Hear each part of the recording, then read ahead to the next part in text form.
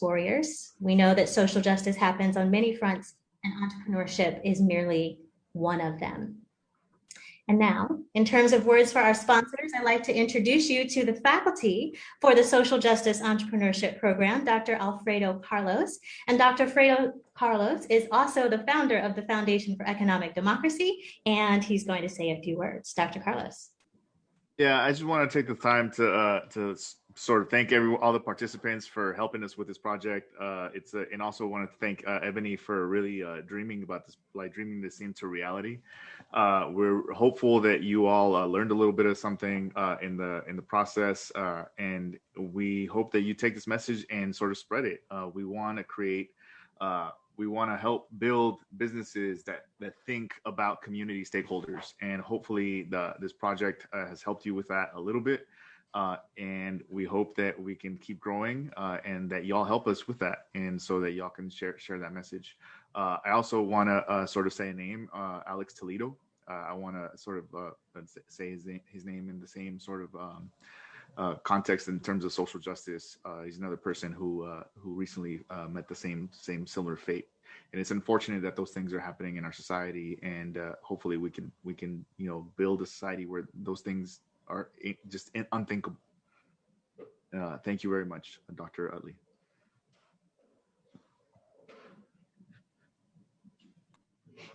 Thank you, Dr. Carlos. And next up, we have a message from our director of the IIE, Dr. Wade Martin.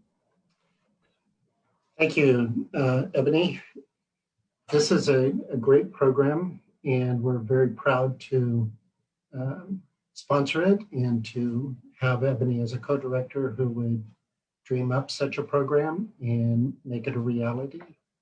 And being able to support such innovation is something that is critical for an institute like ours to thrive. And the partnerships that she creates and the type of programming that she delivers to audiences like this is impressive and something that makes the Institute proud and justifies our reason for existence. As Ebony and Alfredo mentioned, it is sort of a mixed emotions day. We're very excited about this, but we know that there's continuing work to do on the social justice front, and programs like this hopefully move the needle forward on that. So thank you, Ebony, for doing this, and Alfredo for your contributions as well. And to the other sponsors of this program, we are always happy to partner with you as well. Thank you, Dr. Martin. And now, Dr. Curtis Bennett from the College of Natural Science and Mathematics. Dr. Bennett, are you out there? Yes, thank you, Dr. Utley.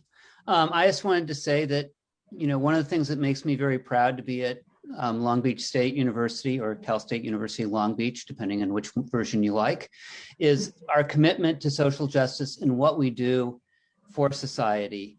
And part of my job at the College of Natural Sciences and Math has been to try to bring us into let's think about what the sciences can do to commit to that too. And so I'm really pleased to be a co-sponsor of this. And thank you so much for the opportunity. Thank you. And next we have Dr. Michael Stolt from the College of Business. Well, thank you. Thank you, Dr. Utley. And I'm more or less going to echo what the previous people have said. This is a great moment. I'm very proud to see where this is. And I think, Ebony, you get a lot of credit for this. It's going to be a very professional night, I think. So congratulations is my second message. To think this was an idea not too long ago and took little steps to get started just in the past months, and to get to this point, I think is really a great achievement.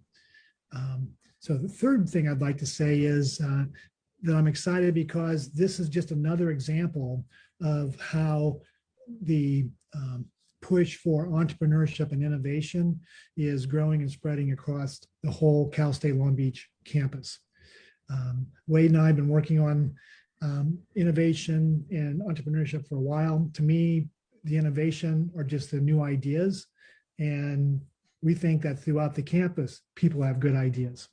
But the entrepreneurship part is somehow taking the ideas, testing the ideas, shaping the ideas, and turning them into normally some commercial success. I spent many years in Silicon Valley. I was at San Jose State before coming here. And believe me, Silicon Valley is always about finding the next big thing. And we've all benefited. I mean, a huge driver of economic growth in any country is the amount of innovation and entrepreneurship. But that's not the only type of innovation and entrepreneurship that I think our society needs. And I think that this sort of new dimension to what we've been doing on campus is very important and very vital. And I'm so excited you have so many people lined up to do pitches on the first annual Social Justice Pitch Fest that I'm really excited. So sorry it takes so long, but thank you, Ebony. It's just been great. And I'm looking forward to a fine evening. Thank you. Thank you, Dean Salt. And next, we have Citlali Ortiz, the ASI Chief Diversity Officer. Thank you so much, Dr. Utley. Good afternoon, everyone. I'm Citlali, Chief Diversity Officer for ASI, and I'm honored to be offering remarks on behalf of the Associated Students tonight. We're happy to be a contributing sponsor and to support this valuable program. And I hope that you will gain great insights from the workshops and speakers today. Congrats to all the participants for their hard work and for being interested in this really important topic. I would also like to take the opportunity to just share an event coming up for the students here tonight. Next Friday, April 23rd, ASI is hosting the Virtual Students of Color Conference. The conference aims to equip students with a better understanding of social justice issues as well, and the means to become an influential change agent in society. So some of the workshops will include Mickey Kendall and Angela Davis as well. And if you would like to see more information, please visit the ASI website. I can also leave some info below, but I hope that you enjoyed tonight's event and good luck to all of you. Thank you so much. Thank you. And so thanks, of course, again goes to all of our sponsors and also to the judges tonight who are volunteering their time to give our participants as much feedback as possible and help us give some money away. Yeah, so let me introduce you to our judges. First, we have Dr. Marla Parker, who has nearly 20 years of success in the public and private sectors. Her broad areas of expertise include management, social impact, entrepreneurship, innovation, learning and development, and diversity and inclusion. In addition, Dr. Parker co-founded the Civic Social Innovation Group at Cal State LA, which promotes creative approaches to social change. Dr. Parker, please wave to everyone in the audience. There she is.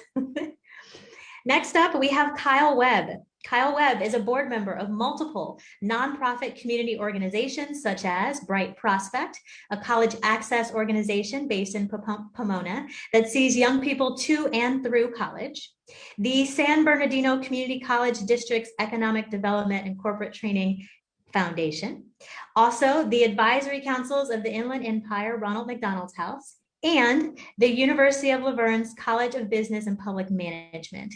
Kyle Webb is the radical expression of community through service, which inspires him to spend so much of his time training and motivating employees and engaging young people so that they may be able to fulfill their wildest dreams. Kyle Webb, please wave to the crowd. And last but not least, we have Dr. Christine Wright. I know her as Tina Wright. Dr. Tina Wright is an educator / sociologist specializing in African-American studies, social stratification, urban education, media, and popular culture. Dr. Wright is a noted commentator and has been invited to speak at numerous events to discuss hip hop, race, class, gender, media, youth, political mobilization, and of course, social justice. Dr. Wright is a board member for the Hip Hop Congress and joint owner of Jolo Investments, LLC. She also currently serves as the social policy chair of the Association of Black Sociologists and administrator of Urban Teachers Network, a charity supporting service-minded individuals and community organizations working to empower urban communities through hip-hop pedagogy, culturally relevant curriculum, media literacy, and community activism / artivism. She recently published her book, 360 Degrees, A Blueprint for Black Determination. Dr. Wright, please also wave to the crowd. And our stars of the evening, of course, are our competitors. And so here they are, all 14 of them. And let me explain to you how this is going to work. So we have 3 prizes to give away tonight. We're giving away $2,000 to the best competitor in the CSULB student/alumni category. We are giving away $2,000 to the best community member competitor, and we're giving $500 away to the audience favorite. So we are live streaming right now on Facebook, and Monique will make sure that that link is in the chat in case you have friends and family who aren't on the Zoom tonight. After your pitch, Monique will put the name of your business and your value proposition in a comment underneath our live video. By the time that the judges are finished deliberating, we will remind everyone to put a like under the Facebook comment for the businesses that you support the most. The business that has the most likes under the comments will win the Audience Choice Award. So make sure that you've got your people out there, and the way we set that up is just 1 like, because if you double like, then it cancels your votes. There's just 1 like per comment. So that's how we're going to manage that, and Monique will explain more about that when the judges are deliberating. Please also note that there is a very high possibility that we might go over time tonight, depending on how long it takes the judges to deliberate. So please be patient with us, and please know that I'm going to be extra ruthless about your time. Those that are pitching, you have 3 minutes. That is a hard stop at 3 minutes. At 3 minutes and 15 seconds, I'm just going to mute you. It's going to look incredibly rude, but that's what's going to happen. I'm going to mute you, and then you will have 2 minutes to be in conversation with the judges. So that also means, from the judge's perspective, that not every judge will be able to ask a question of every competitor. Competitors, make sure your answers are nice and concise. Like, the more you run on, the less you'll be able to answer follow-up questions. Also, after that 2 minutes, then I'm going to mute everybody again so that we can go to our next round of competitors. Okay? All right, if you have any last-minute questions, you can drop them into the chat. The list here is the list of the SJE businesses. So those of you that are pitching, if you want to count real quick so that you'll know what number you are, this is the order that we will be proceeding in tonight. Okay, anything else I need to know before we begin? Left to right by row, yes. And so our first competitor will be OTB Publishing. Also tonight, it's just you in the screen. There's no PowerPoint, there's no share screening, there's no demo. In the spirit of social justice, we want to see your full face in your little box on the screen, and we want to see your passion come across as well for your business. So without further ado, Alan Rojas, are you ready? 1 second, please. I'm just trying to set up my camera. If you would please allow me a little bit of time to get this ready. It's a little bit finicky.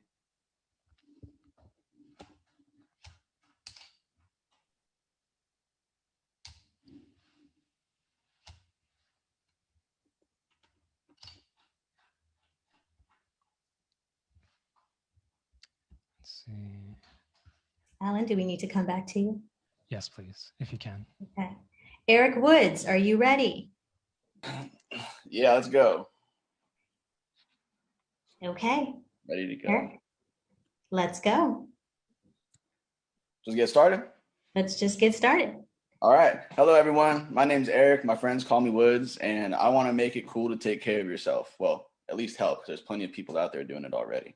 In 2020, I graduated with my BA in philosophy, communication minor. Very proud of that. But my product that I will be presenting to my stakeholders in the market is music and clothing, specifically in the immediate. Of course, I want to aspire to do more. However, right now, it's what I got to work with. And it is my passion. My social justice goals through music are to use music and the profit that I make through it, also through content, podcasts and videos and things of the sort. I host events as well. I want to fund and facilitate self-expression workshops for youth and eventually for all ages. I believe that self-expression is important, and a lot of the turmoil that we have today is in part that people don't have the ability or the tools to deal with the emotions that they have. So I want to make it cool to talk about things like that. just a little backstory. 2017, I lost a good friend of mine who took his own life, and it really changed my perspective and how I move about.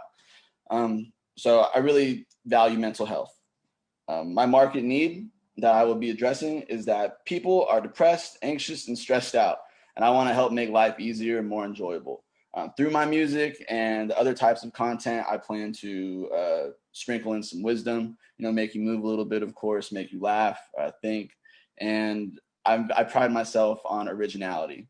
Of course, nothing new under the sun, but I love my roots and I love my fruits, is what I'd like to say. Let me see. Next, we go to my stakeholder impact. The stakeholders are obviously me, the owner, and the employer. I'm single source right now. Also, the people involved are fans and community members, employees. I didn't know how to group fans and community members or differentiate, but I feel like they're the same thing. I will be impacted and immersed and committed to the development and progression of this operation on a daily basis. This is something that's already in the motion. It's going to continue after this, and it's been in the works for 10 years. It's funny to say that I'm in the early stages after 10 years. But fans consume the content after I sacrifice my time and my resources, and they will get they also sacrifice their attention. And I'm hoping that they will get inspiration, motivation, education, wisdom from such. I want to put a little more wind in your sail after you deal with me. The community members include local people of all ages who are interested in learning how to express themselves. That's separate from the music. The music is more directed for younger folk, maybe college age. I'm 26. I'm shooting for 30 and under, high school to 30. Basically, anybody who's out there trying to get it. All of us, I feel, are born in a hole, and we got to climb out. And I want to make that a little more smooth. Employees, right now it's just me, but I am looking for help, and I pride myself on being honest.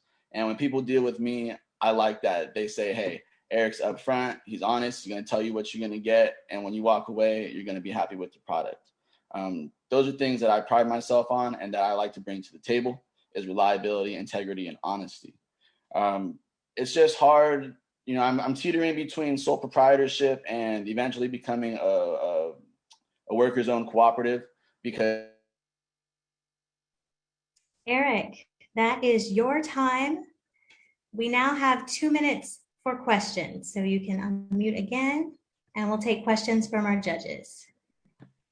All right. Just a quick question. You said something about transitioning to a worker-owned cooperative. Can you explain a little bit about your vision for that? Yeah, I really like the idea of having people be, empowered. I don't like busting my butt 9 to 5 every week for only a fraction of what's getting made. But also, as an owner, I need to make sure essentially that you're down for me as much as I am. So until that is proven, I don't know where to draw that line. Question. Can you clarify what your actual business model is? Yes, my business model is in the immediate. I'm working on merchandise. So right now, one, I would create music in the music video. I already have 11 songs available for streaming, 5 music videos. I posted an Instagram video of me rapping to a challenge. It's got 3,000 plays in 24 hours, so I'm very happy about that. So create music, get the video released, create merchandise. I fund through Bella Canvas, who is environmentally friendly and doesn't use sweatshops. They're right here in LA. Wholesale price, I'm looking at $19 to $20 a shirt, and I would profit about $10 a shirt selling them at $30.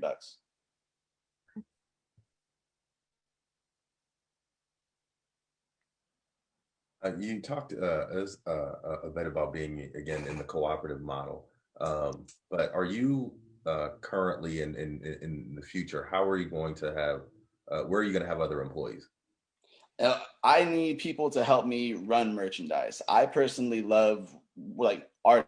Art is my main thing. I want to create art. I'm doing all this other stuff to do that. I've had people reach out to me asking to help me. I just don't know how to make sure they're getting their just due. So, if anybody's in here looking to mentor somebody, I'm willing to take it. This has been a lot for me. So I really love this process. So thank you for this opportunity. Okay, thank you very much. Alan, are we ready to rock now? Almost. I apologize again. Okay, then we will come back to you. Andy with Growing Together. Okay, Andy, whenever you're ready. All right. Hello, everyone. My name is Andy with Growing Together, and I want to start by giving gratitude for this opportunity and recognizing the Indigenous stewards of this land, the Tongva. Picture yourself walking through a garden, lush veggies growing, birds, butterflies buzzing around. Take a deep breath. Breathe it in. What if we could utilize the nourishment of gardens to feed our communities, to build our community relationships, neighborhood by neighborhood? I believe my garden project will do just that and more. My vision starts with my mutual aid organization, working with community members to build centralized neighborhood composting and garden plots by repurposing materials. We'll divert project materials as well as organic waste from landfills, growing sustainable ways of living within our communities while working towards a bigger goal of healing the planet with our regenerative practices. Meanwhile, we'll be seeding social bonds many communities have long buried. Empowering individuals to work together on a team for a common goal that will benefit them and their communities will be a cornerstone for building the foundation for larger social aspects to bloom. As a mutual aid org, we'll be promoting non-traditional economic systems such as time exchanges amongst neighbors, gift and share economies, swapping and sharing harvests, and preparing and eating community meals together. Relationships will blossom as a neighborhood allows the project to weave through the needs of their communities beyond food to grow more social movements. My plan is to ignite the program building off our communities that we have in place already with different nonprofits and mutual aids. The goal of growing autonomy within our communities and strengthening and expanding our support systems we already have in place. Instead of monetary output, this mutual aid grows food sovereignty, neighborhood relationships empower, physical and mental well-being, as well as environmental gains. With the compost feeding our neighborhood soils and the harvest from the gardens feeding each other, we can grow into the next era of community relationship building from the ground up. As I close, I'd like to invite you to take one last deep breath in. As you visualize the community you want to see us build together, block by block, city by city. Thank you for listening to my proposal, Growing Together. Thank you very much, Andy. Judges? Hi, Andy. Can you tell me, is this mutual aid, you mentioned something about being a part of a mutual aid. Is this it? Has it already begun, or where are you at in terms of that?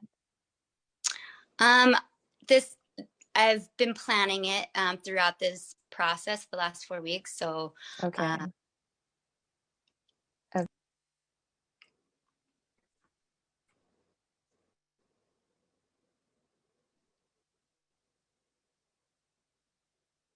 Can you speak again about how you're going to earn revenue? Earn revenue? Yeah, or cash at all, cash flow. Yeah. So basically, my goal is for me to be donating a lot of my time and working together with community members and their time and repurposing a lot of materials so that there is not a ton of overhead. So we will be working a lot off of donations in the beginning. There is the second part of it that I would like to grow into, which would allow for small neighborhood farmers to be able to sell their produce to local corner stores and restaurants. So that will help feed their profits. I have a quick question just to clarify. So it seems like you are leading with basically improving the food system, but then you also talked about these like additional kind of community, I think like social bonds and community building. So can you kind of draw a little bit more of a clear line between the connection with the food system improvement and examples of like improved community relations that you expect to see as a result of your work? Absolutely. So the goal is to bring people together around food and gardening and draw them into planning. Number one, planning together, planning the garden, planning timeshares around each other, planning different social aspects with each other, like neighborhood garden swaps, neighborhood meal sharing, so that will start feeding the communities to work together. First, to develop the relationship, because that's number one. Like, we have to get to know each other first and foremost, and then from there, being able to grow a social movement within each neighborhood, and being able to have those harder talks with each other after we've built those relationships. Okay, right. Thank you. Thank you for. Thank you very much, Andy. Alan, I see you now. Does that mean we're ready to go? Yes, does my microphone sound fine to you? Yes. All right, excellent. When you're ready. Hi, my name is Alan Rojas. My company is called On the Block Publishing, and my mission is to bring authors and readers on the blockchain. Many of you have probably heard of blockchain through things like Bitcoin, and are probably familiar with the impact Bitcoin has on the environment, but it's important to make the distinction that not all blockchain is Bitcoin. Modern blockchains use significantly less electricity while being faster and more scalable. So we can use blockchain to give authors the things that they really want. There's 4 things every author wants. They want to be paid well. They want to connect with their readers. They want to have artistic control, and they want to have access to tools that will help them publish their books. But with modern publishing platforms, there's a lot of trade-offs authors have to consider. With traditional publishing, authors are paid better on average, and they have access to tools because the publisher provides it to them, but they have less control over their artistic vision, and there's a disconnect between the author and their reader because the publisher acts as a buffer between the two. And with self-publishing, authors have complete creative control, and they have an easier time connecting with their readers, but they're typically not going to be paid as much, and they don't have the same access to tools they need to publish their books. With On the Block Publishing, I'm going to provide authors the best of both worlds. Authors will be able to publish their books using blockchain. The blockchain will be there to protect their intellectual property and to provide them the tools they need to publish their books. Authors' identities will be verified on the blockchain, so readers will be able to buy directly from their favorite authors. Not only will authors be paid the moment someone buys a book from them, but they will be paid a royalty every single time that book gets resold.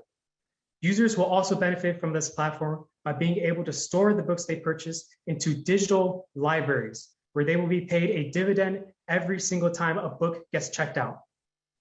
This platform will be open to everyone, meaning anyone will be able to publish their book and anyone will be able to purchase and read any of the books that have been published. This is in contrast to current platforms like Amazon, which has deleted books off people's devices without their permission, or hidden books from search results to prevent them from being found, or traditional publishers, which have prevented books from being published because they weren't marketable enough. That to me is unethical because it denies people their freedoms. Books operate within the marketplace of ideas. So if anyone can control what books are being published and what books are being read, they can control what ideas are being shared. They can control how people think. With On the Block Publishing, I'm going to put an end to this abuse of power because no one can tell you how to think and no one can tell you what books you can read. And I'm going to give people the freedoms they deserve.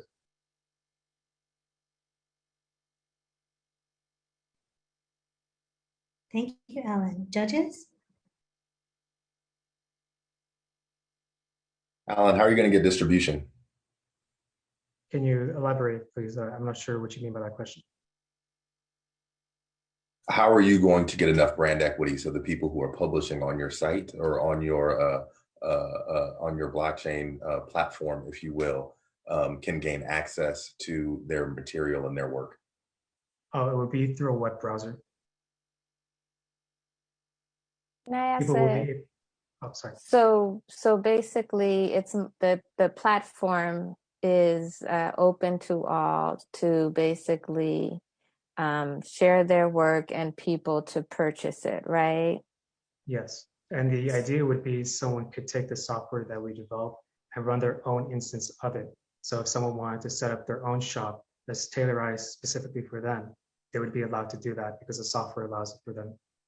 Okay, so from a social justice perspective, what if you have people want to be on it that, are, card carrying white supremacists who want to keep, the people power at bay and want to continue, ruled by, oligarchs? Is that just free range for any topic, anybody?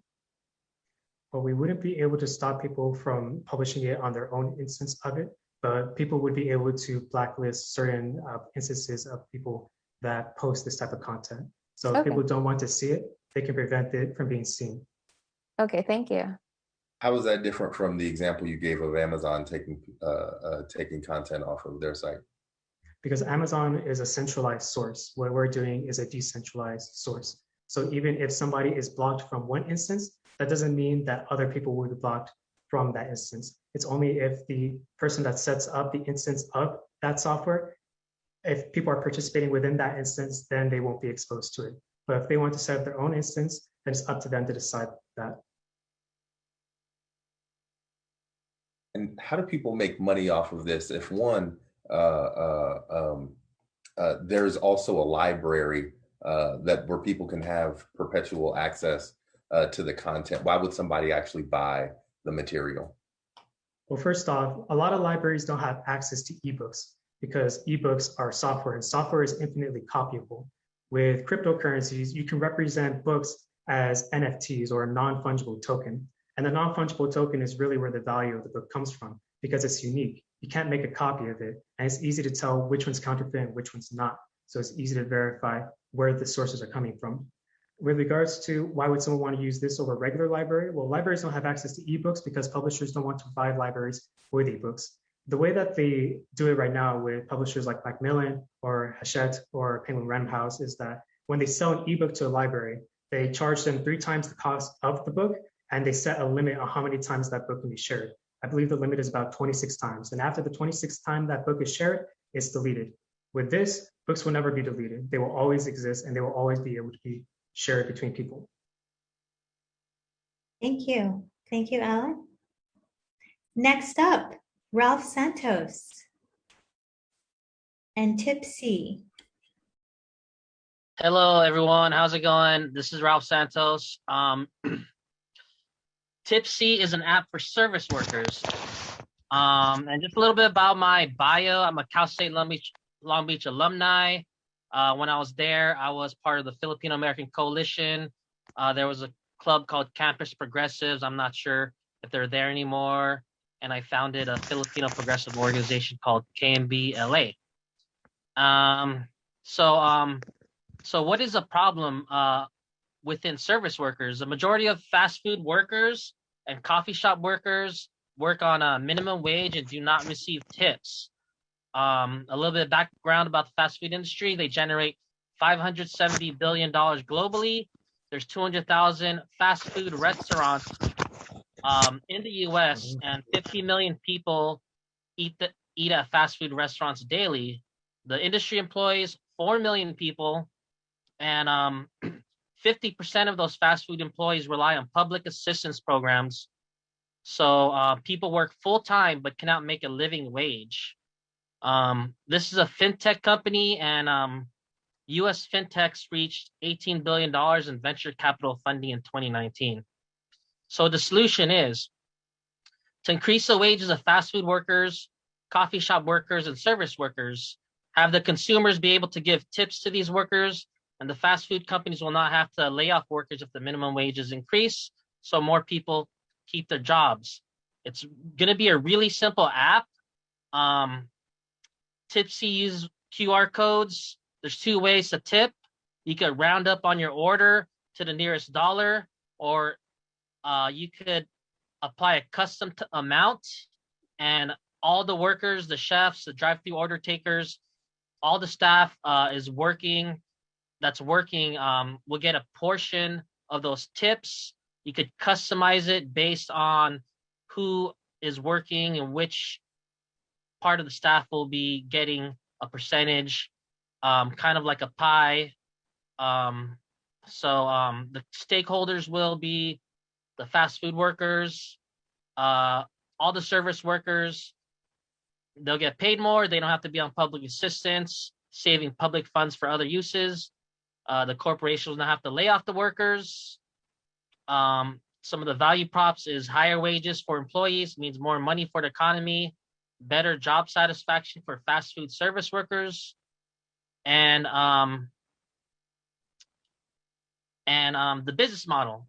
Workers will be charged 50-cent to 99-cent service charge whenever they transfer funds to their account. I'm not sure if anybody is a gig worker like DoorDash, like what I do, and other people. You get charged a 50-cent to $2 transfer fee to transfer to your account. Corporations will be charged a subscription fee for this SaaS software product monthly, and those subscription fees could range from a couple $100s to a couple $1,000. Thank you, Ralph. Unfortunately, you are at time, but let's get some questions from our judges. What do you anticipate the environmental impacts are going to be? The environmental impact, well, this is a digital product, an app, so I don't foresee any environmental impact. Maybe just phone usage and also time. So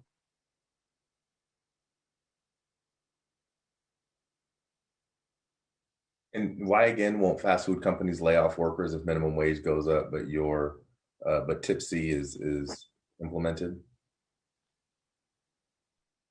The higher minimum wage goes, the more they're gonna automate tasks, like have either robots working or people just order through menus or whatnot. And there's lots of articles talking about companies not liking the minimum wage and threatening to fire workers if that happens. Can you clarify really quickly? You said the companies, so if it's a food service company, they have to subscribe in order for their workers to utilize TIPC. Is that what you said? Yeah, this is going to be a software as a service.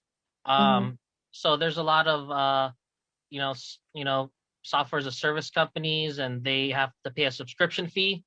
For example, like Salesforce. There's tons of different types of SaaS companies, and usually their business model is charging subscription fees monthly. So, and from a social justice impact, are you actively, will this basically say that you don't have to try to get minimum wage to some kind of livable wage for workers up, or is this just kind of like a stopgap type thing? I think wage discrimination is addressed, and also it'll prevent layoffs for workers. And also, I didn't mention that there also will be a portion on the app that either the workers or the corporations will be able to donate money to different nonprofits of their choosing. Okay, thank you. Thank you, Ralph. And next up, we have Michael Harmon, Unity Through Media. Hi, just 1 second. All right. Okay. Hello, my name is Michael Harmon, and as the former owner of a small retail business, I understand how challenging it is to start a company and build an audience or customer base. That's why I started a new business called Unity Through Media. We're a full service agency dedicated to helping community focused businesses, brands, and individuals establish and build their presence. This is mostly done online so that our services are accessible to as many people as possible, but we also have the ability to provide specialized local support. Our basic services are teaching how to maximize the use of a personal website, and identifying the most effective social media platforms to be on, or groups, forums, and events to join or sponsor, depending on your goals.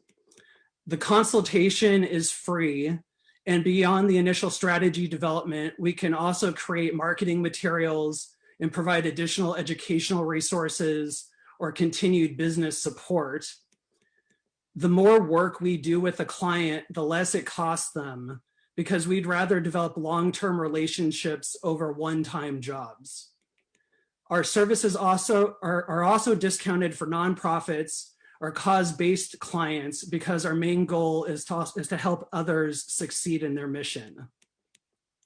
And to further foster community, we'll also host our own forum where clients can freely exchange knowledge and experience amongst each other. That way, people from potentially different industries can learn from one another and maybe even collaborate. And by participating in this exchange, everyone can earn reward credits to help lower their cost even more. And just a few more points. We want your voice to be visible, so each business, brand, or individual will be showcased through our own media channels. Any employees are going to be paid equitably. Same position, same experience equals the same amount of money. Internships are paid. And as the owner, I don't get an increased share. Everyone will benefit equally from any profit, including the clients. And finally, as a primarily digital and remote agency, we have a relatively small carbon footprint. Thank you.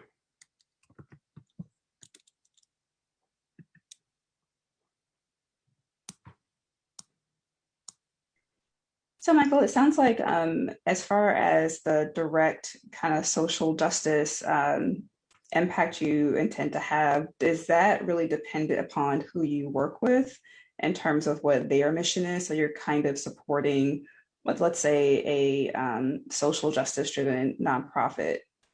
Right. Yeah. For us, the way to approach social justice is really to help these community-based organizations, mostly which would be new ones or small ones, like I said, get established online, find their audience. Okay. And that's your main client? Yes. Okay.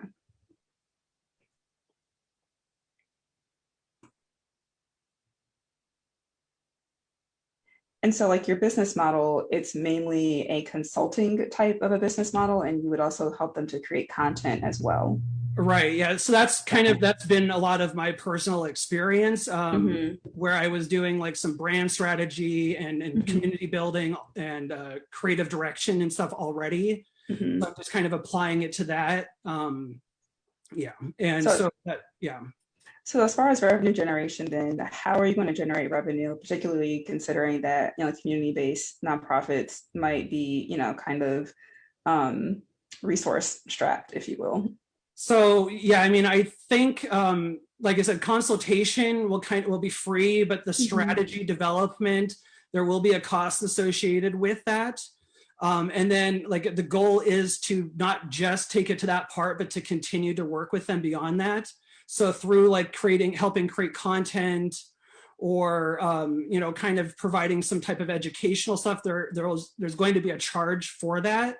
But then like a nonprofit or a community-based organization that's specifically cause-based, there's going to be a discount, understanding that they're probably going to have the work with them is going to be different. There might also be actually an increased amount of work. Okay. So the total price kind of for each thing will be less. So then do you foresee yourself maybe becoming like a B corporation, like a social impact, so that you yourself might even be able to, let's say, take advantage of grants and things of that nature so that you can actually maybe supplement what you're doing and allow for like reduced costs and nonprofits?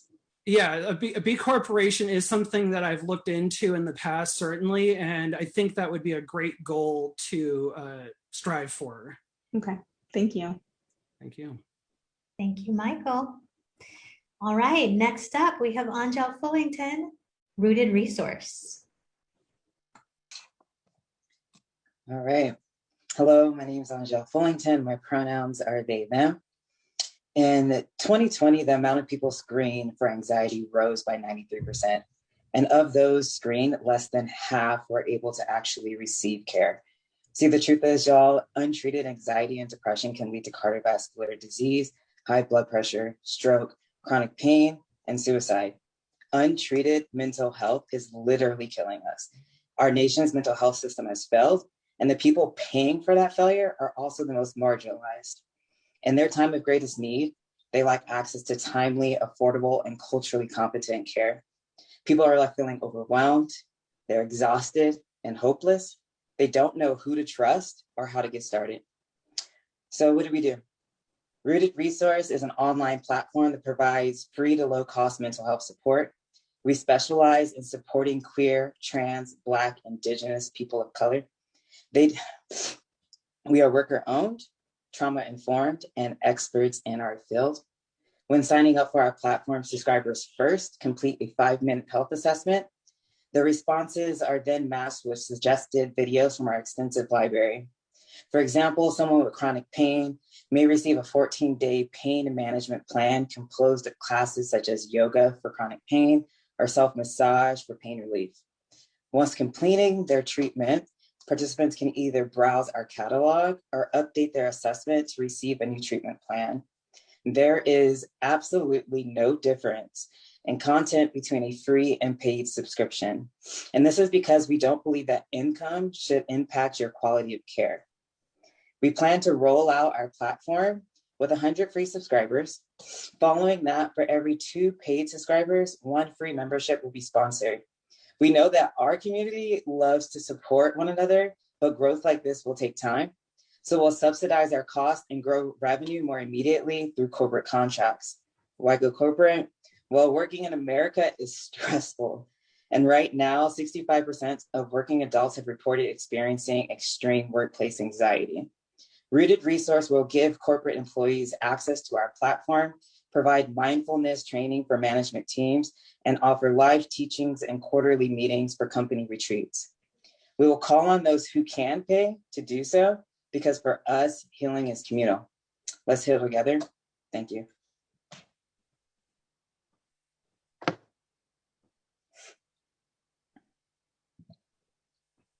Thank you. Just a quick question. So you said it will be worker owned, and so the people like developing the plans and maybe doing the healing, different videos and resources, how are you getting those folks? Like, are you looking for licensed, mental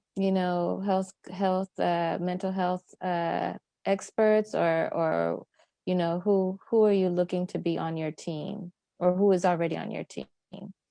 Well, yeah, so it would be a core team of 4 to 5 practitioners. Each will be experts and licensed in their field. And ideally, we will be on salary. So we'll be getting paid salary monthly and then splitting the profit at the end of the year.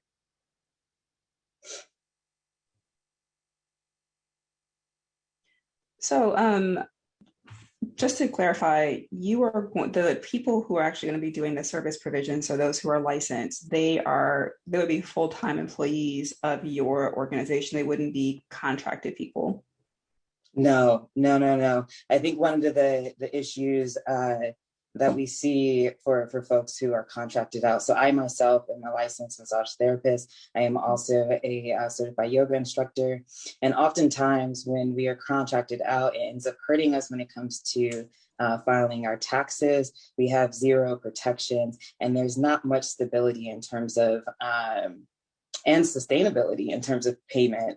You're working a lot of hours for very little return. Okay.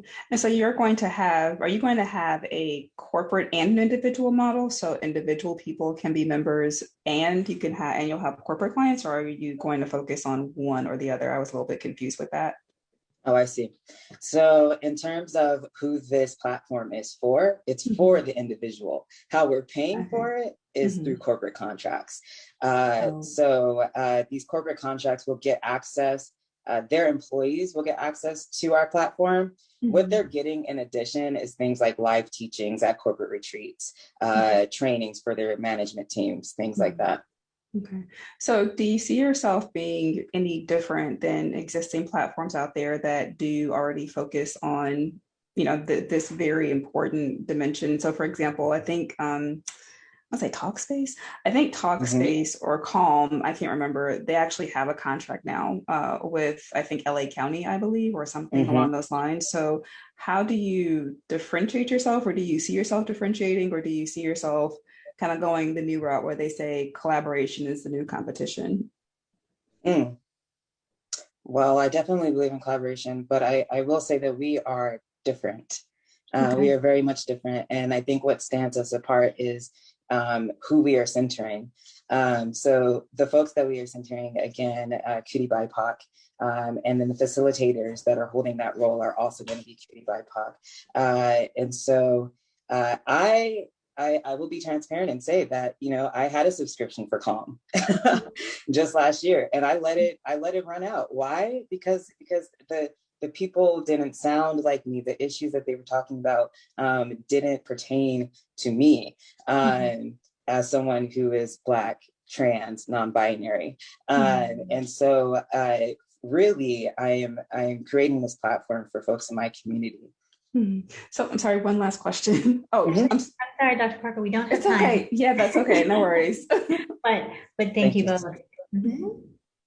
Okay, next up, Black of the Berry Juicery, Dominique Burrell Page. Hey, what's up, everyone? Can everyone see me? Cool. What's up, everyone? I'm Dr. Dominique Burrell Page, originally from Richmond, Virginia, but moved out to Los Angeles. And that's when I would notice food insecurity was a big issue. Data shows us that what we eat, what we become. As a Black man, I'm aware that the U.S. has a history of limiting healthy food options to our communities, mainly through redlining, architecture oppression, and a host of other governmental policies and procedures. Not to mention, the life expectancy within low socioeconomic communities is significantly less than those of middle and upper class communities. The average income for low income families is around that 24 to 28 a year mark, and the average income for middle class families is around that 80 to 120,000 a year mark. Not to mention, there is also a direct correlation between mass incarceration and a lack of healthy food options. Therefore, Black of the Berry Juicery is dedicated to changing this outcome. The mission of Black of the Berry Juicery is to make healthy food accessible to economically and socially disadvantaged people. We will achieve this by doing the following. The first will be making healthy food options available and affordable to racially stigmatized people, but also through strategic partnerships. Those strategic partnerships look like partnering with locally sourced vendors, i.e. Farmers markets, co-ops, local small businesses, and as well as large enterprise companies. But we also want to partner with government programs such as WIC, CalFresh, and additional educational institutions, and not to mention the Department of Justice, which entwines that private and public institutions. We will also have merch that is not limited to traditional apparel, but as well as physical and comic books to increase brand awareness. We'd like to utilize and leverage this merch to help us. And one of our overall goals is to utilize some of our funding at the end of the year and to utilize it and allocate it to pay for those individuals who have been recently incarcerated and or convicted. So partnering with those community organizations, those nonprofit organizations that's geared towards providing legal justice. As the brand continues to spread and grow, one of our big initiatives is to create various neighborhood and or city-owned gardens that can be leveraged to not only beautify one's community, but to also be utilized as a method to reduce recidivism rates within those same communities. We would like to tie the benefits of gardening and its entirety to the holistic capabilities that it may have on lowering the chances of becoming a repeat offender. Think of us as your neighborhood juice bar with a twist. Considering we have a for-profit revenue model that measures success based on control costing, but with a nonprofit mission that measures success by the number of people/communities we provide equitable, healthy food options to, we will be registering as a B Corp. Registering as a B Corp will allow us to benefit from the same tax advantages that nonprofit organizations have, while ensuring that our mission is achieved and sustained, while also pivoting us in the right direction to serve our juiciest and healthy food options in the U.S. prison system, because inmates are humans too, and they deserve to have access to equitable and healthy food options as well. In all, Black the Bear Juicery is a wellness movement rooted in solving food insecurity and ending food apartheid within marginalized communities in the prison system. Thank you.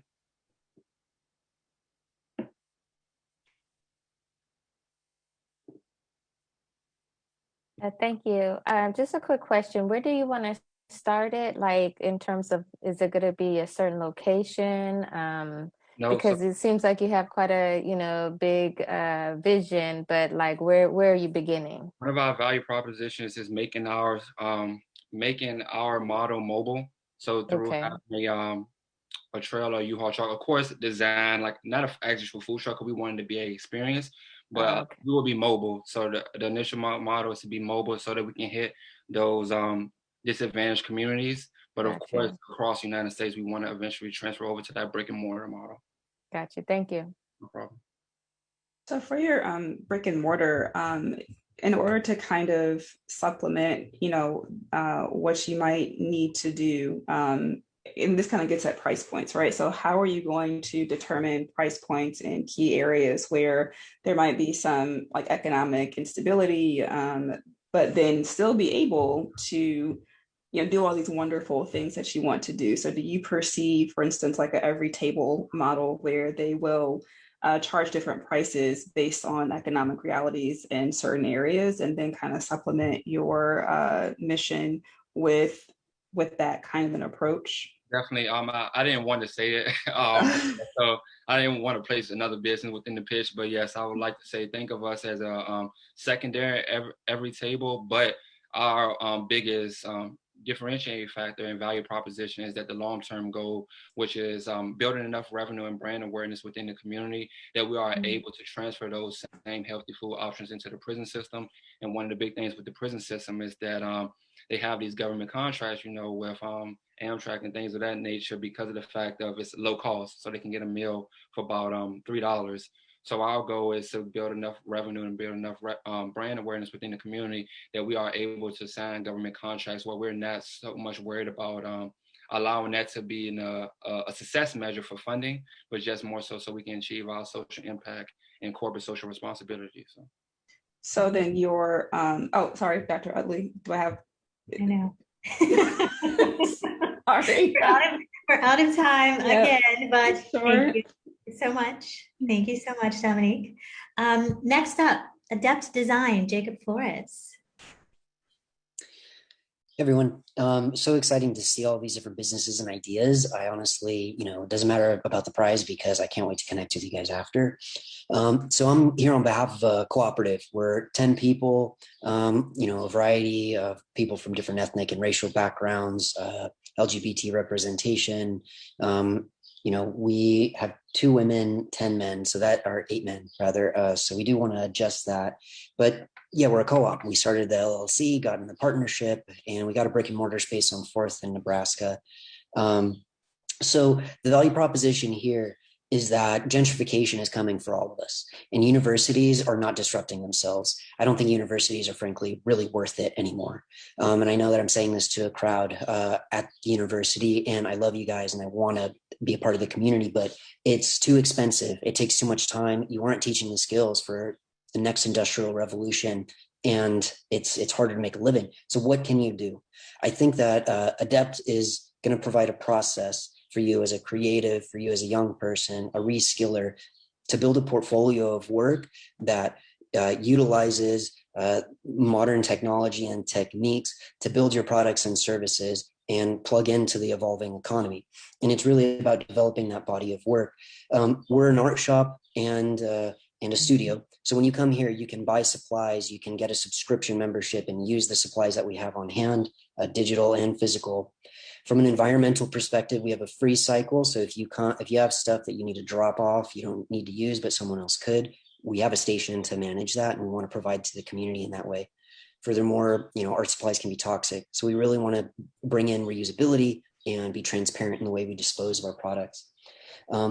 And ultimately, the business model is going to be built around, the subscription membership, hopefully building products with our members. And ultimately, the profits are split equally between the co-op members and reinvested back into our communities. Thank you.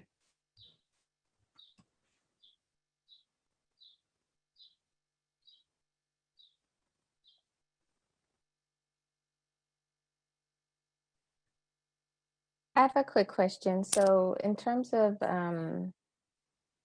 your studio or wherever, what is skill set? Because you said the universities aren't teaching what people need in order to really survive in this different, coming economy and so on. So what exactly is it that Adept Design does teach then? Yeah, it's hands-on learning. It's really about, looking for open source solutions. What have people done? What's out there? Education is free on YouTube, but it's about doing it in community and building a portfolio. Your mistakes need to drive the way that you succeed. And so it's an acceptable place to fail. We don't go put an F on your record and make you seem like you have a scarlet letter. We're really here to uplift you in a network of community, in a network of people that are practitioners.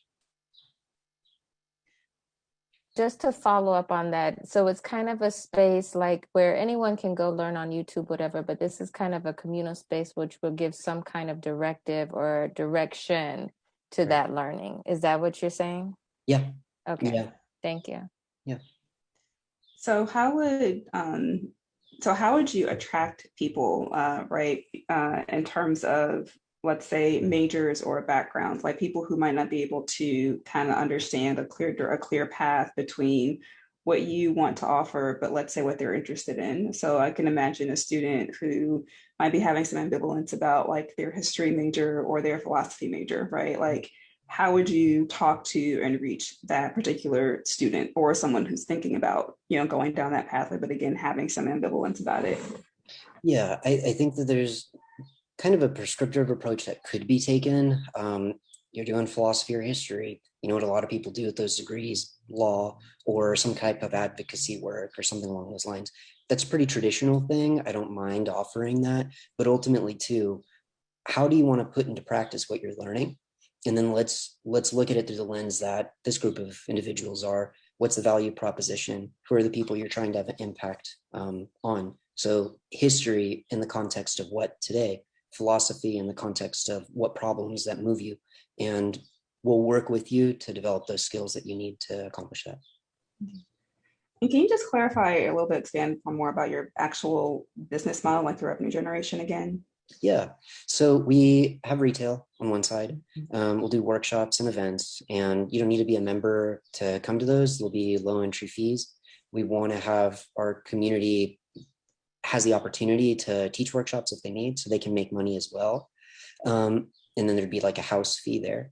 But with the membership model, it's sort of a makerspace thing. They can come in, use the tools, right? And that's on like a month by month basis or kind of a sliding scale based on income as well. Thank you very much, Jacob.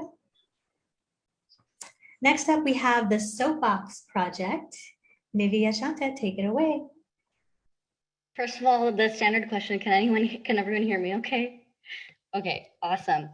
Hi everyone, my name is Nivya Chanta. I'm gonna try to look at the camera. And I'm really excited to tell you about my startup, Soapbox Project. We are an early stage company which makes social impact really easy for busy zillennials, which is my term for millennials and Gen Z. Before Soapbox, I was working a full-time corporate job. I wanted to do something about the social and environmental issues literally burning up around us, especially in California. And I felt like I had the resources and the intentions, but I had no idea with my limited time how to actually do something meaningful.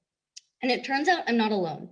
A 2020 survey from 43 countries reports that 75% of zillennials want to take action in their community, But the same survey shows that only 25% have actually done so in the past. So there's about a 1 billion person gap between intention and action, and Soapbox Project wants to solve this. So our vision is to shift power from individuals to communities by building a low commitment, scalable social justice funnel. So what does this actually look like? First, we offer free bite-sized action plans that help you make a change in less than 3 minutes every week, and it's delivered straight to your inbox.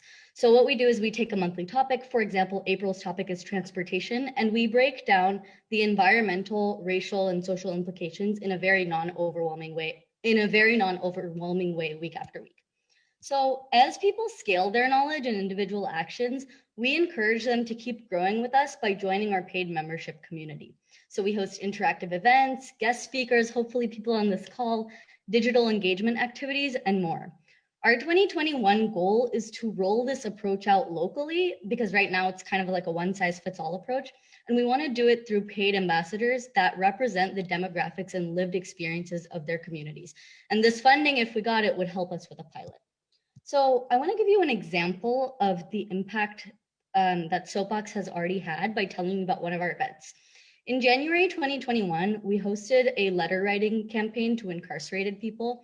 So out of the 4,000 people that follow along on our action plans, 40 registered for Soapbox to mail them stamps and envelopes. So all they had to do is show up and listen to our co-host, who's a formerly incarcerated woman whose experience we centered and amplified during the event.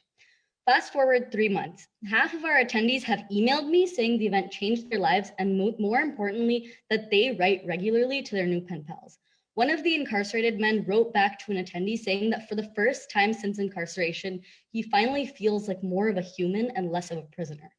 Our approach is unique because it's manageable for people with other commitments, and it builds a journey that folks anywhere in the world with an internet connection can start at any time for free within 3 minutes.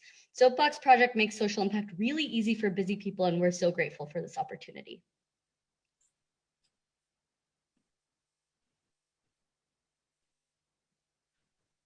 Awesome, Navy. I had a question and then I lost it, and then it's going to come back, and I'm taking your time, and I apologize. In terms of your revenue model, are you going to provide direct service in the example, like the example that you gave, and are you going to engage nonprofits and direct resources towards those already providing direct services?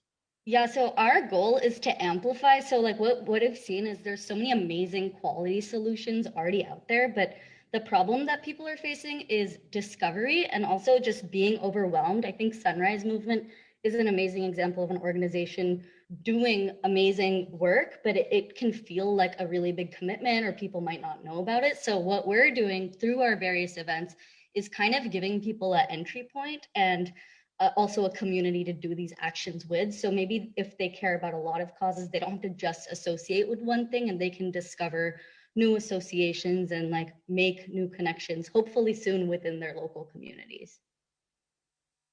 Will that provide revenue opportunities for the Soapbox Project?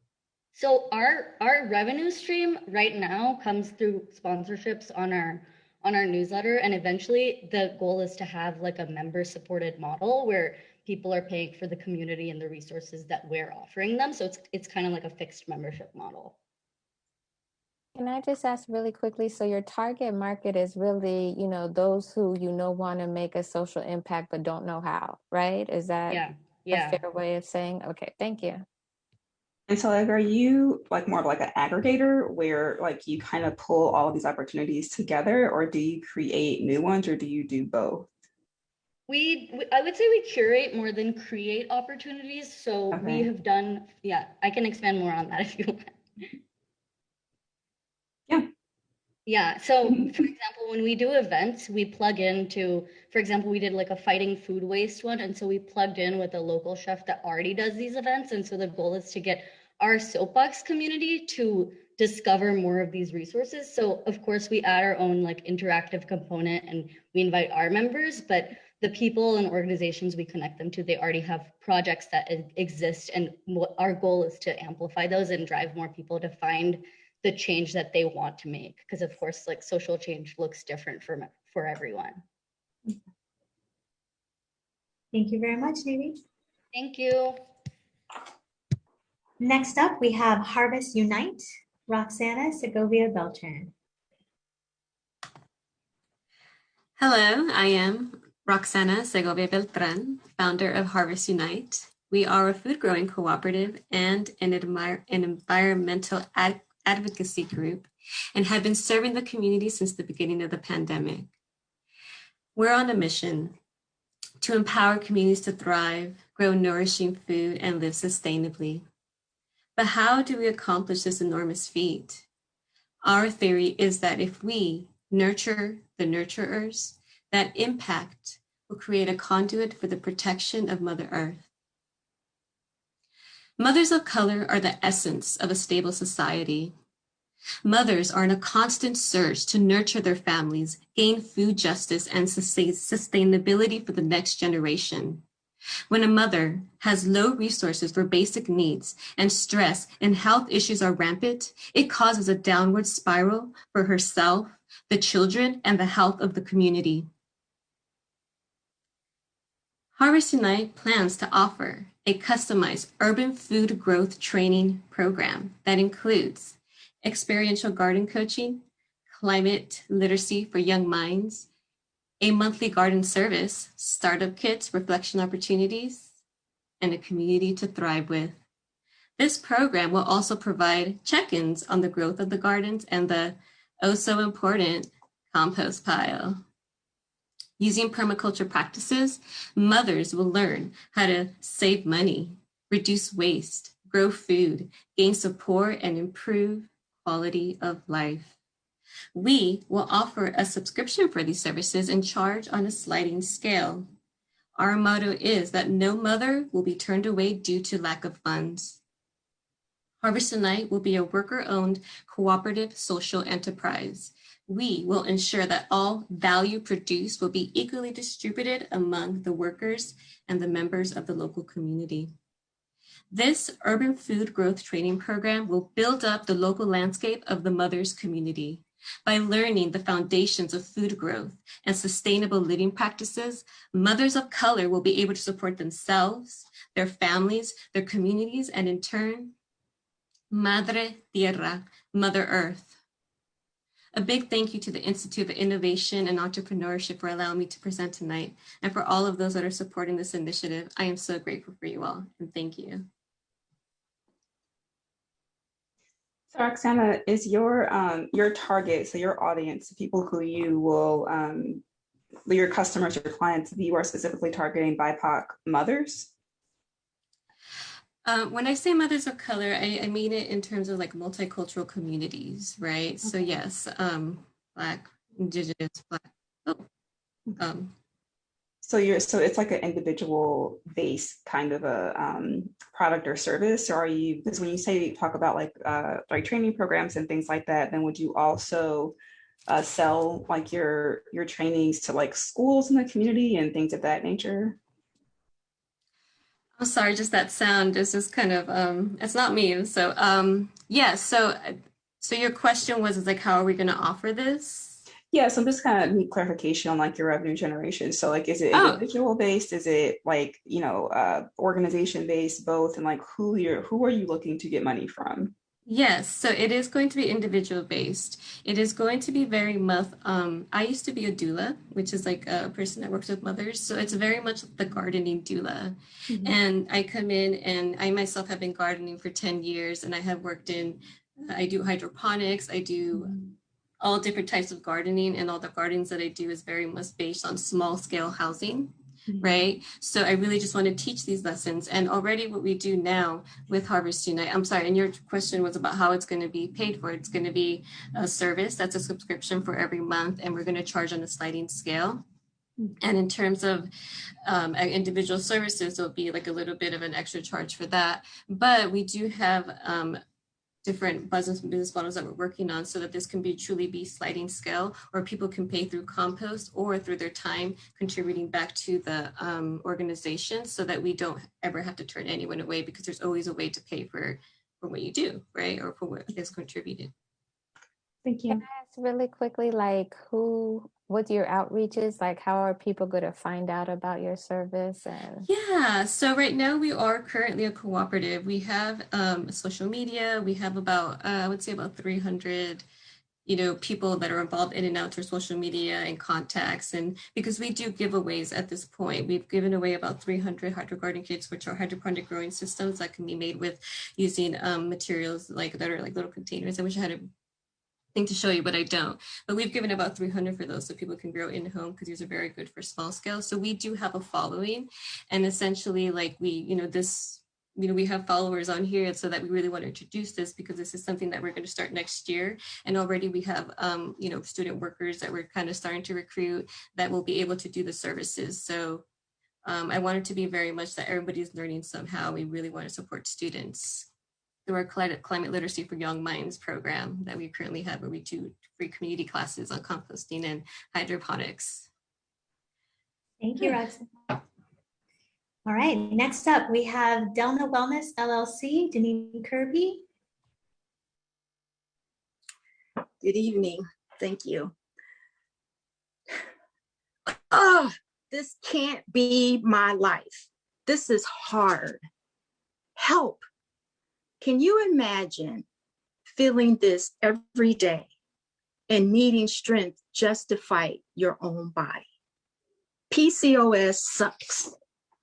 Polycystic ovarian syndrome affects 10% of US population of women, which is roughly about 5 million and counting. It is the leading cause of infertility of women of childbearing age, and it is the most unknown, undiagnosed, untreated, unmanaged health condition for women.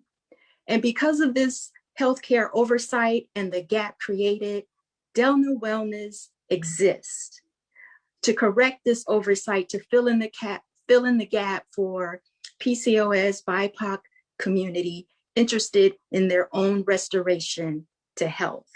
I am Deneen Kirby, and I am who I seek to serve. I identify as female BIPOC community member between the age of 30 and 60 years with a PCOS diagnosis, interested in holistic health and not just one segment on fertility. I designed a transformative program using the framework of body electronics and through the lens of radical self-love and care. The LIFT program is a 1-year coaching group program. The first 6 months, we meet weekly in the group coaching sessions, and the last 6 months, we meet once a month for maintenance. The revenue model is a membership-based model with 3 tiers, a yearly subscription or membership, half a year, 6 months, monthly, and also individual one-to-one coaching is available. The health coach industry is a $7 billion industry. It is growing, is forecasted to grow to almost 9 billion by the year of 2025. So there is a need and there is a market. And what distinguishes me from the other 128,000 health coaches in the United States is my 10 years of lived experience with PCOS, healing my body, and developing this program. My commitment to social justice by committing to share the revenue with the leading national PCOS organization, PCOS Challenge, and creating a pipeline of advocacy for better health outcomes. Delna Wellness has a positive impact on the people, community, and the environment by acknowledging our interconnectedness, utilizing body electronics, which is a self-healing system that promotes plant-based nutrition and supplementation, and utilizing radical self-love and care technology to coach how to love our bodies unapologetically. This vehicle for social change can literally change the world. So, who out there wants to put the system of healthcare injustice out of business? Help Delna Wellness LLC define PCOS or redefine PCOS as purposefully care of self. Thank you. I have a quick question for you. So as far as your actual service delivery, you said that it's like a year-long program. Is that correct?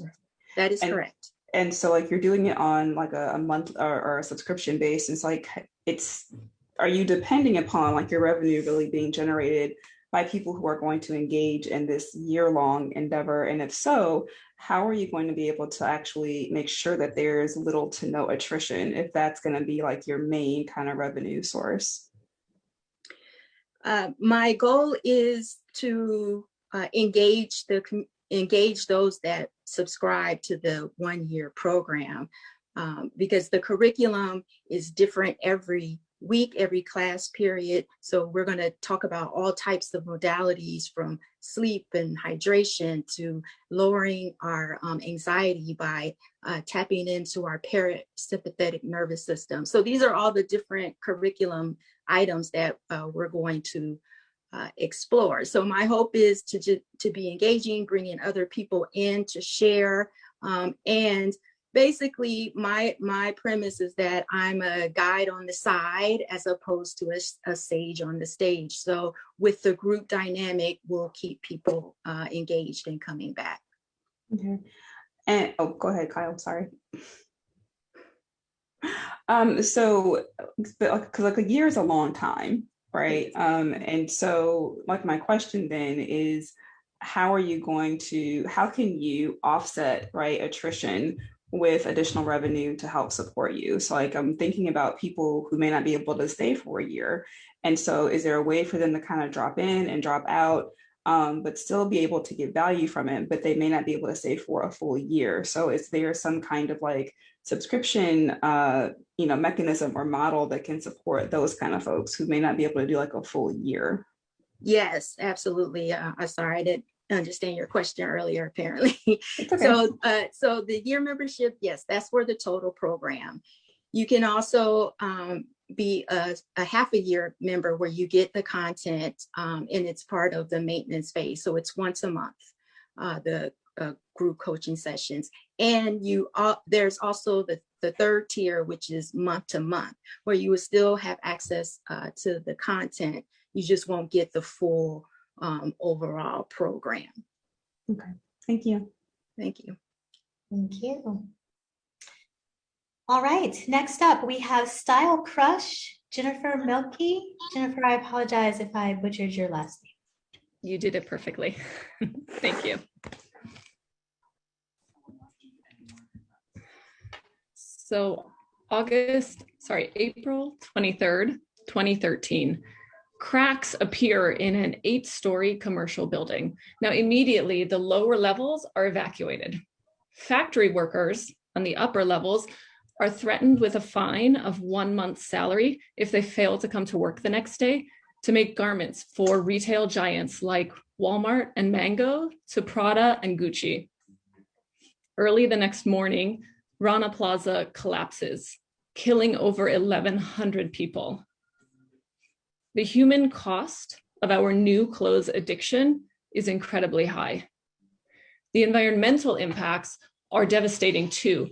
Textile production is the 3rd largest industry in the world, and it contributes more to climate change than international aviation and shipping combined. Now, more and more consumers know there's a problem, but discerning which brands to buy from is difficult. Supply chains are complicated and deliberately opaque. And even in the ballooning space of ethical fashion, it's leaving all these consumers behind because of cost, style, or limited size ranges. At the same time, millions of tons of unwanted clothing end up in the landfill in the US alone every year, and millions of tons more flood the consumer and post-consumer secondhand marketplace. Upwards of 70% of consumers say they're open to buying secondhand, but far fewer ever do. Thrift stores are overwhelming, and existing resale platforms were built to answer the pressures of VC funding instead of user needs. Style Crush is a new resale platform that's different. Buyer ease is the cornerstone. By delivering tools for buyers to quickly filter down to personalized collections of only the most relevant items, we're making it fast, efficient, and fun to shop secondhand. And buyers aren't the only stakeholders who benefit. Currently, resellers have to work incredibly hard sourcing, listing, and resharing items constantly in hopes of being seen. By designing a marketplace that guides buyers through the overwhelm to exactly the best items that meet their needs means more sales with less effort for everybody. Our revenue will come from premium memberships and a low transaction fee. And at scale, we expect to be facilitating billions in sales annually. To make sure that those profits flow back to the people at the heart of our success, we're building this as a multi-stakeholder platform co-op. Our big vision extends far beyond a resale marketplace. There's a highly relevant conversation about the gentrification of thrift stores, and we've got plans to make sure that everyone who needs can access good quality clothing at low cost. We want to use textile waste to make beautiful garments while creating jobs for re-entering citizens. And we hope that we can help ethical and sustainable small businesses reach a larger audience. Your shopping habits might not be top of mind when considering how to begin to change the world for the better, but few industries employ more people worldwide or have a greater impact on the planet. And that's why. Fortunately, Jennifer, that's time, but let's take some questions from the judges. How are you different than ThredUp or Stitch Fix? Well, Stitch Fix is like fast fashion. So that one is that's new clothes. So they're different in that way, but we're different than ThredUp because we're a decentralized marketplace. So we will be empowering individual resellers to have their own business and make their own money through reselling. We're more, in comparison wise, we're more like Poshmark or Etsy or eBay, except instead of the executives and the VC funders holding hundreds of millions of dollars in equity of the company, the vast majority of the profits and the ownership will be held in the hands of the resellers themselves. How are you going to create that that value for the resellers if they are entering, or the value for the buyers if the resellers are entering the data around their the items they're reselling? Yeah, so one of the big problems with the existing platforms is they are never made to make it really easy for buyers to find the garments that they're looking for. It's largely based on keywords and really broad categories. So we will use a really in-depth tagging system basically to do database that connects like images based not on the keywords that the buyer or the reseller is inputting, but rather visual cues that tell you. So a reseller, when they're listing something, sort of says like, okay, I'm listing a skirt. Is it this length, or this length? They don't have to choose like maxi, midi, or mini because a lot of people don't have the same definition of what that means. So we give them a streamlined process to kind of make a universal description of what items are to help sort better. And then the way the buyers actually will look for things is they come into the platform and they browse style inspiration. And when they find an outfit that they like, they're directed by the platform to relevant items that they could buy to recreate a similar look. So you don't have to like know what you want coming into the platform. You come and you look around, you get your style inspiration. You're actually also encouraged to think about what you already have in your closet that could be used to recreate a similar look. And then where you need to fill in holes, the platform will guide you to relevant pieces in your size and budget. And how do you scale without VC? Scale without VC? Without VC. Yeah, I mean, we think it's going to cost about $1 million to build the platform and market it properly to scale. And it's a really passionate community of people who care about sustainable fashion. And we're going to do it through partnerships with influencers in this space. They've already got a wrapped audience of people who want to know how to do this and want to get out of fast fashion. So we're going to partner with those people to really amplify and hope that because it's sort of a community development project, that people will be really excited about it. Thank you very much, Thank Jennifer. you. Next, we have Community Bridge Connectors Resource Center, Cedric J. Nuns.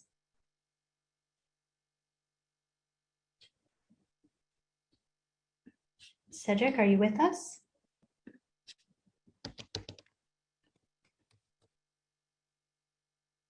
Okay, just kidding. Next, we have Empowered in Color, Chriselle Gabriel.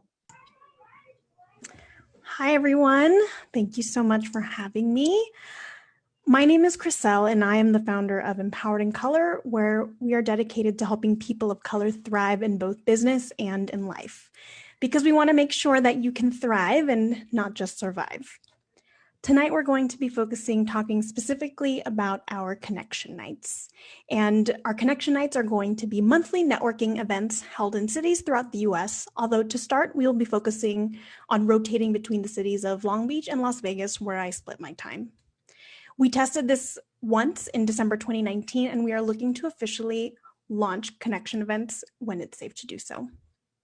They're a direct response to a lack of access to professional development programming due to high costs to attend, location, or even just a lack of knowledge that these kinds of resources exist for communities of color. We are going to be targeting primarily people of color because we understand how, for better or for worse, it's about who you know if you want to take your career or business to the next level. We will also be targeting businesses to be sponsors to help subsidize these events and ensure that ticket prices will always be low cost with a limited number of free tickets available, because we never want to turn away someone for lack of funds. We will be hiring local venues and food vendors that are owned by people of color to help put on this event, to put our money where our mouth is, because we are always talking about helping people of color thrive, and being intentional with how we use our dollar is important to us. And despite our focus on people of color, we actually encourage everyone in the community to attend our events, especially if your company has made claims to be better with diversity and inclusion. Seeking out and hiring diverse candidates is one of the first steps. And the root problem of systemic racism drives what we do, and we frequently educate our audience about this on our social media and podcast. We will be hosting these connection nights within a 1 mile radius of public transit options, and we eventually want to incentivize carpooling as the scale of these events grow and avoid rideshare apps due to previous reports of mistreatment of their drivers. That was a brief introduction to Empowered in Color and our connection nights, because we want people of color to harness the power of connections and know that there are other pathways to success besides what we may have been taught by our families for the sake of survival, and even society underestimating our talents and our worth. Thank you so much for having me.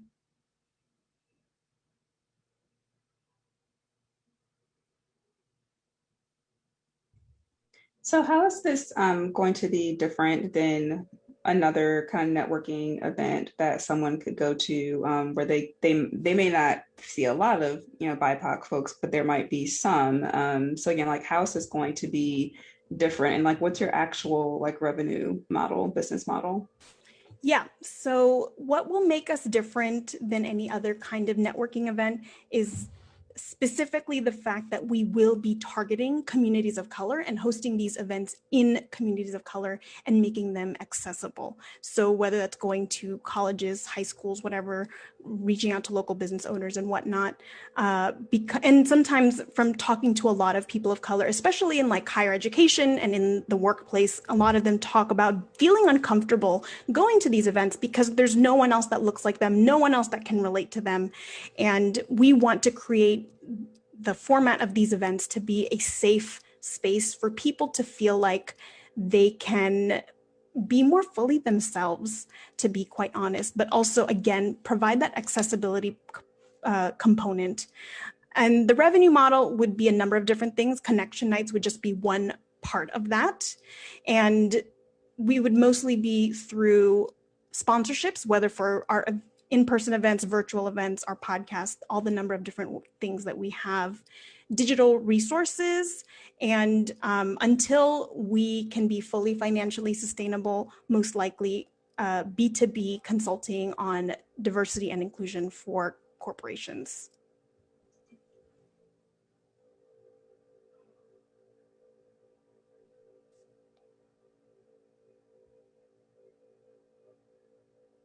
We have time for one more question. Are we good? Okay, thank you, Chriselle. And to all of our audience members, please let's give reactions, applause, congratulations, with whichever reaction suits your fancy, again, to all of our awesome competitors tonight. Now, the judges and I are going to head out into a breakout room to deliberate. Please don't go anywhere, whether you're on the Facebook Live or whether you're on the Zoom call. Monique has some awesome announcements for you, and we will be back as efficiently as we can. We'll see you soon.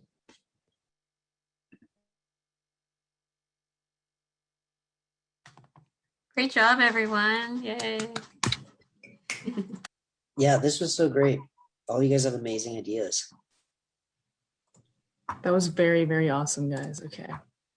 Let's see. Yeah, I was So just sorry, go ahead. No, I was gonna say if I can ever be of service to anyone in their ventures, I'm in Cyprus. Hit me up. I got some free time. I'm happy to help. Ditto. All right, awesome. So just a few announcements here. All right, a reminder that voting is open on Facebook Live. So to vote for your favorite business, please like the comment that our CSULB IIE Facebook account mentioned them in. One like, again, equals one vote. Please do not comment your favorite business as it will not count as a vote. And please do not like a comment another user posted as it will not count. So again, you have to like the comment posted by the CSULB IIE account that the business is mentioned in. Also, you can like as many businesses as you want, but again, one like obviously is one vote per comment. Now, as the judges deliberate, I'd like to take this time to make some announcements about our programs that are designed to support all of our social justice entrepreneurs and innovators beyond SJE. Our first is our Apostle Incubator. This, along with many of our other programs, is inclusive and free to not only CSULB students, but also our community members. So these are weekly Tuesday sessions that are specifically designed to support you and your entrepreneurial dreams, from creating your business from idea to launch to execution. Next week is particularly exciting because we have our Pitch Fest. Yes, that's right, another Pitch Fest, which means another opportunity to receive money for your business. Space is limited to 12 pitches, which will be selected from the pool of registrants by the CSULB Apostle Incubator team.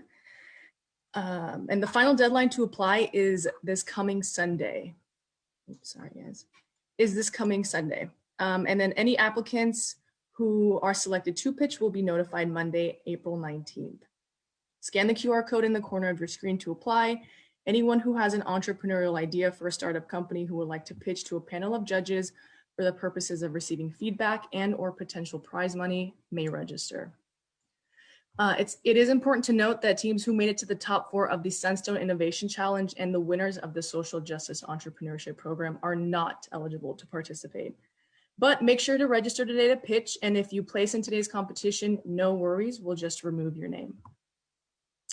On April 27th, we will have our Eco Mixer. So if you're a current small business owner and have a local Long Beach business with an interest in finding resources and local opportunities, you won't want to miss this session. And then tune in on May 4th when Delonzo Rhodes will be joining us to discuss tips on creating an inclusive culture within your business. As you all know, organizations that have successfully established a diverse workplace can really reap the proven benefits. And on May 11th, if you're looking for more motivation and inspiration to build your business around maintaining a healthy balance in your life, which I'm sure we all can use, make sure to attend this incubator. I'll drop the link to register for the Apostle Incubator programming in the chat after the results. Excuse me. If you're currently an enrolled CSULB student and will be taking classes next fall and spring, this program is open to all majors who want to learn more about entrepreneurship. The Apostle Enterprise Lab is coursework aimed at studying entrepreneurship from idea to launch to execution, just like the incubator. So the lab is a classroom experience that immerses students in the theory and practice of new business creation, while the incubator is a non-credit activity open to anyone, and it provides hands-on applied opportunities that connect the university's rich talent pipeline to the greater Long Beach entrepreneurial community. Through collaboration across disciplines and fields, AEL students will get a powerful entrepreneurship education. Super exciting stuff. Each year, students will be selected from colleges across campus to form a cohort that will be limited to 25 to 30 students. And every summer, we host a free 6-week beach entrepreneur bootcamp workshop series presented by us, the IIE, and the College of Business. This program provides an opportunity to continue to build your business by helping, again, students and community members develop business plans, strategic marketing, financial management, and other major topics to support their businesses. We will be providing more information on this workshop soon, so make sure you are signed up for our newsletter and follow us on Instagram for more information. As you can see, we have many resources and exciting opportunities for all of our fellow entrepreneurs and innovators that are ongoing and coming up in the summer. We'll also see you again in the fall for our regular round of programming. Again, be sure to subscribe to our newsletter to make sure you're up to date with all of our events. And while we continue to wait for the judges to deliberate, please take a moment to scan the QR code in front of you and take our survey. Your feedback is extremely important and invaluable as we continue to build our SJ community and programming. And again, don't forget to vote on our Facebook for the Audience Choice Award. Again, like the comment your favorite business is mentioned in. 1 like equals 1 vote. And once the judges come back from deliberation, we will stop counting votes on Facebook. So vote or like now. Now, please enjoy some royalty-free classical music. Question. I Yes. don't think Facebook Lives lets you see all the comments to vote. So the previous, it's like, at least it doesn't look like it's possible to vote for the previous businesses mentioned because of everyone commenting on the thread. Okay, so let me go. And a lot of people are commenting, so I don't know if. So what I'll do is I'll pin each of the businesses, and that should, I'll pin them to the top of the live so that should be viewable to everyone.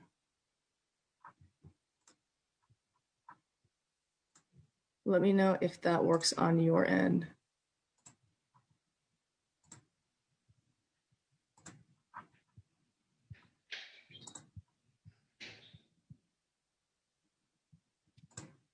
This is an awesome turnout though, a lot of votes.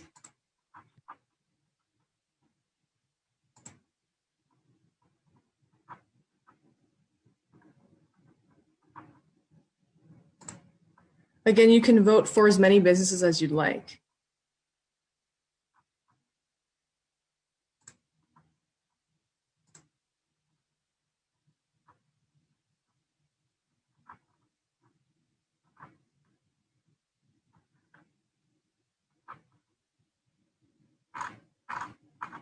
All right. Is that, can you see them all, Evie? I am lost, but somebody else can chime in. I can only see one pinned comment. So I don't see all of them, just one of them. Okay, Catherine, hold I on. can see all of them, but I'm on the browser. I don't have the app. I'm also on the browser.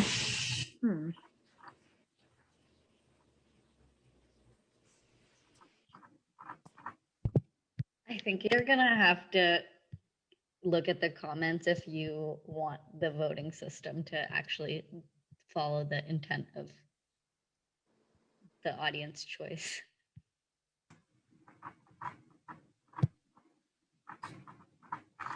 Yeah, I see that. Okay, give me a moment.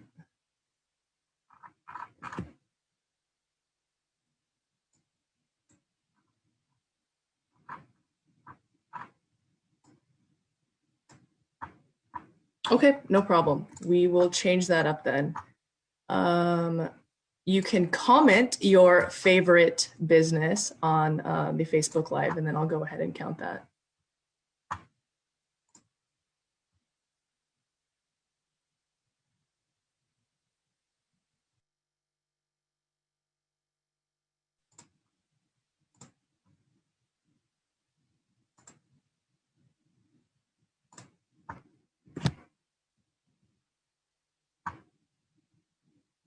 Please also scan the QR code, folks, for that survey. Again, it's really important for us. We really, really appreciate it.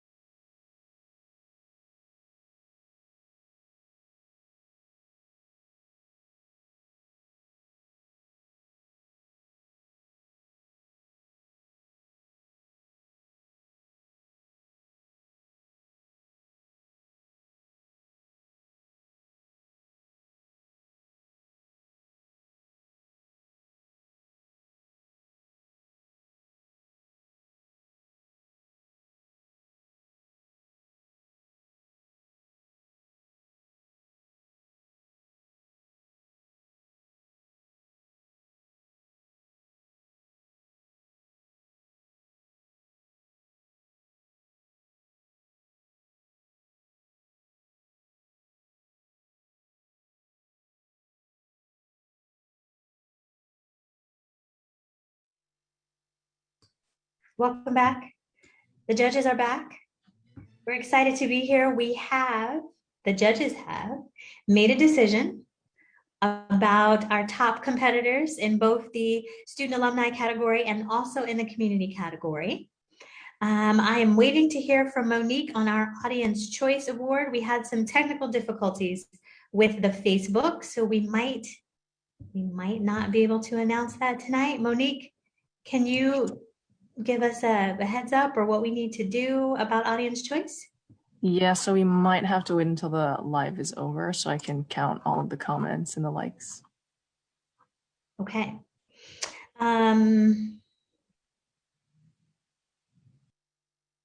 Okay, then let's announce our top winners. Let's start with the Student Alumni Prize. Monique, do we have a drum roll? Do we have any sound effects tonight? Yes, let's do it. And the winner is Growing Together.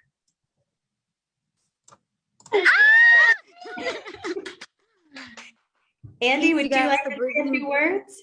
Yes, thank you so much for believing in my project. I'm super excited to get it launched locally and looking forward to working with everyone in the community. Thank you.